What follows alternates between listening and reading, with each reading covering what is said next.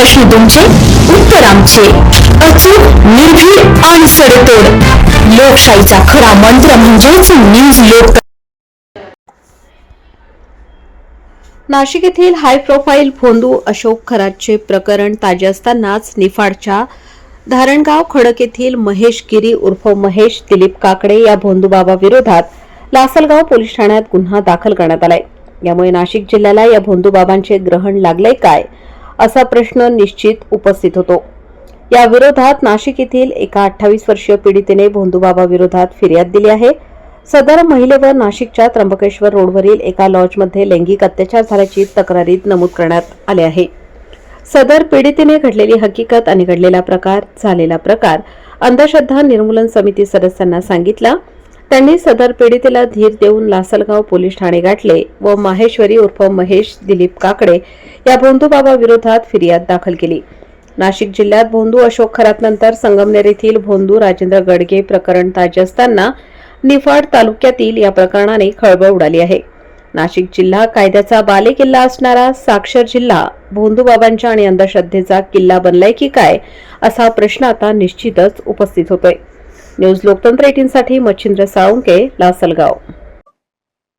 मी खडक धारणगाव म्हणून एक गाव आहे निफाड तालुक्यातलं. तिथे प्रतीक गाणगापूर म्हणून एक मठ आहे. तर त्या मठामध्ये महेशगिरी नावाचा जे बाबा आहे ते त्या बाबांनी माझ्यावर लैंगिक अत्याचार केलेला आहे आणि याच विषयी मी तक्रार देण्यासाठी लासलगाव पोलीस स्टेशनला आलेली आहे. तर अशा खूप भरपूर पीडित महिला आहेत तिथे जे त्याच्या स्थानावर जातात आणि त्यांचं लैंगिक शोषण तो करतो. पण ही गोष्ट भरपूर वेळेस मी ह्या गोष्टीविषयी आवाज उठवण्याचा भाग आहे. 2 वर्षापूर्वी ही गोष्ट माझ्यासोबत झालेली आहे. मी आवाज पण उठवण्याचा प्रयत्न केला, पण त्याचं जे मोठ्या लोकांशी ओळख आणि जो राजकीय दबाव म्हणजे त्याच्याबरोबर जे नेते वगैरे बघितल्यानंतर भरपूर वेळेस मला दाबण्याचा प्रयत्न केला.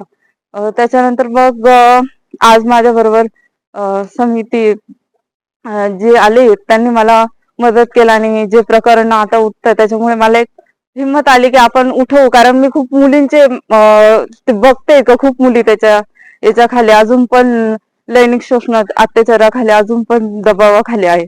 आणि मला माहिती की म्हणून मी एक पाऊल उचललंय की माझ्यावर जो अन्याय झाला तो इतरांवर होऊ नये आणि प्लीज मला मदत करा की तो बाबा लवकरात लवकर त्याचा आडवा व्हावा. असं नेमकी घटना काय झाली होती?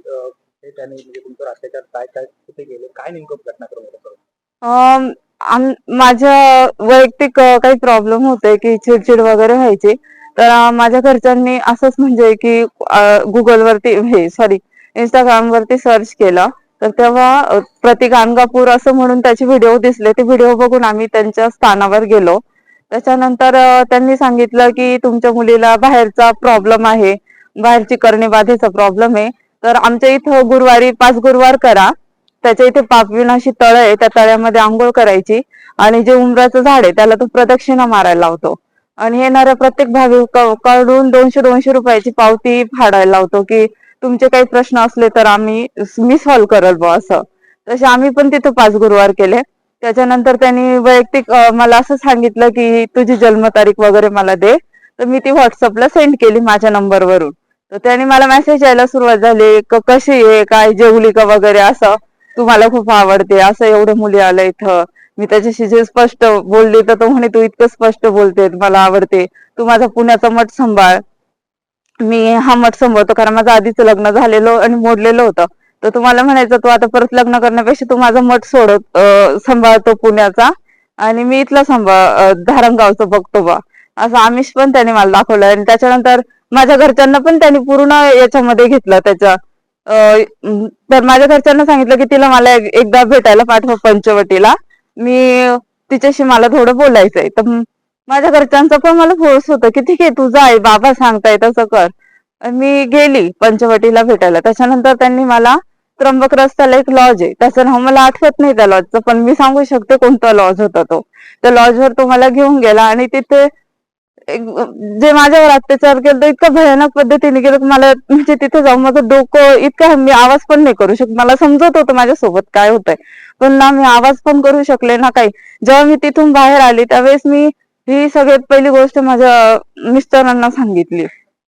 त्याच्यानंतर मी घरच्यांना सांगितली, पण त्या बाबाची ओढ इतकी मोठी असल्यामुळं जेव्हा माझे पप्पा बोलायला गेले त्यांनी स्वतःहून सांगितलं की तुम्ही आवाज उठून काहीच उपयोग, कारण माझ्या मागे दैवी शक्ती, त्याच्या गळ्यात जे रुद्राक्ष येतील त्या रुद्राक्षांची भीती तो लोकांना दाखवतो की माझ्या मागे दैवी शक्ती आणि मी कोणीच माझं काहीच करू शकत नाही. आणि त्याच्या मागे जे पोलीस वगैरे महिला मंडप च्या ओळखी वगैरे जे आहे त्याच्यामुळे असं वाटतं की आपण आवाज उठवल्यावर काहीच होऊ शकत नाही, म्हणून मी आजपर्यंत शांत बसले. पण मला आज एक हिंमत आली समितीमुळे की आपण पाऊल उठवा, म्हणून मी आज आवाज उठवला.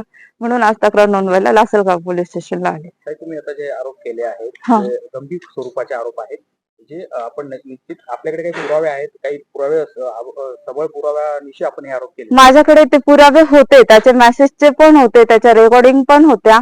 पण त्यावेळेस ज्यावेळेस ती घटना माझ्या बरोबर घडली होती आणि मी जेव्हा पोलीस स्टेशन मध्ये सगळ्यात पहिले मी आडगाव पोलीस स्टेशनला गेली, तिथे सांगितल्यानंतर त्यांनी माझा तक्रार नोंदवून घ्यायच्या आधी सांगितलं की इथे नाही होऊ शकत. आणि त्यावेळेस माझी परिस्थिती अशी होती की मी नाही येऊ शकत होते लासलगावला, आणि मला त्याच्या मागचं वर्तुळ पण माहिती होतं, त्याचं म्हणजे जे मोठेपणा होता तो पण माहिती होता, त्याच्यामुळे मी नाही या गोष्टी करू शकत होते.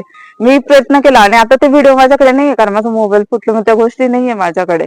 पण माझ्या बरोबर वैयक्तिक ती घटना घडली, मला एक मनापासून वाटतं की बाकीच्या मुलींसोबत असं नाही व्हावं. तुम्ही सदर चौकशी करा, तुम्हाला सापडू शकतात खूप पुरावे. तो लॉजवर मी जाऊ शकते एवढं मला माहिती, एवढंच सांगू शकते. गेल्या काही दिवसापासून महाराष्ट्रामध्ये भोंदू खराचं प्रकरण बाहेर आलेलं आहे आणि त्याच्यानंतर अनेक प्रकरण अंधश्रद्धेच्या बाबतीत असतील ते महाराष्ट्रात बाहेर आलेले आहेत. आणि यामुळे लोकांमध्ये एक अवेअरनेस तयार झालेला आहे. त्या निमित्ताने आमच्याकडे पीडित महिला आली आणि या इतर प्रकरणामुळे तिला न्यायाची अपेक्षा निर्माण झाली. महाराष्ट्र अंधश्रद्धा निर्मूलन समितीने त्या पीडित महिलेला मदत केली. तिच्यावरती निफाड तालुक्यातील खडक धारणगाव या ठिकाणचा भोंदू बाबा महेश गिरी याने तिच्यावर लैंगिक अत्याचार केले होते. तिला दैवी शक्तीचा दावा करून तिला फसवलं गेलं होतं. तिच्यावर करणी झालेली आहे असा संशय घेऊन तिच्यावर अगोरी उपचार केले होते. म्हणून महाराष्ट्र अंधश्रद्धा निर्मूलन समितीने याच्यामध्ये जादूटोणा विरोधी कायद्याच्या अंतर्गत करावी अशी मागणी केली होती. आणि त्याप्रमाणे लासलगाव पोलीस स्टेशनने आम्हाला छानपैकी सहकार्य केलेले आहे. त्याच्यामुळे आम्ही त्यांचे पण आभार मानतो. आणि या ठिकाणी सर्वांनी त्या महिलेला न्याय देण्यासाठी पीडित लोकांनी पुढे यावं असं आवाहन महाराष्ट्र अंधश्रद्धा निर्मूलन समिती करत आहे. कुठल्या कुठल्या गुन्ह्याअंतर्गत कुठले गुन्हे आता दाखल झालेले? सदर घटना जी आहे त्याच्यामध्ये लैंगिक अत्याचार विरोधी कायदा आणि जादूटोणा विरोधी कायद्याचे कलम याच्या अंतर्गत कारवाई झाली आहे. आणि अधिक तपास झाल्यानंतर त्याच्यामध्ये पुरवणी FIR मध्ये अधिक कलम लागले जातील अशी मागणी आम्ही करत आहोत.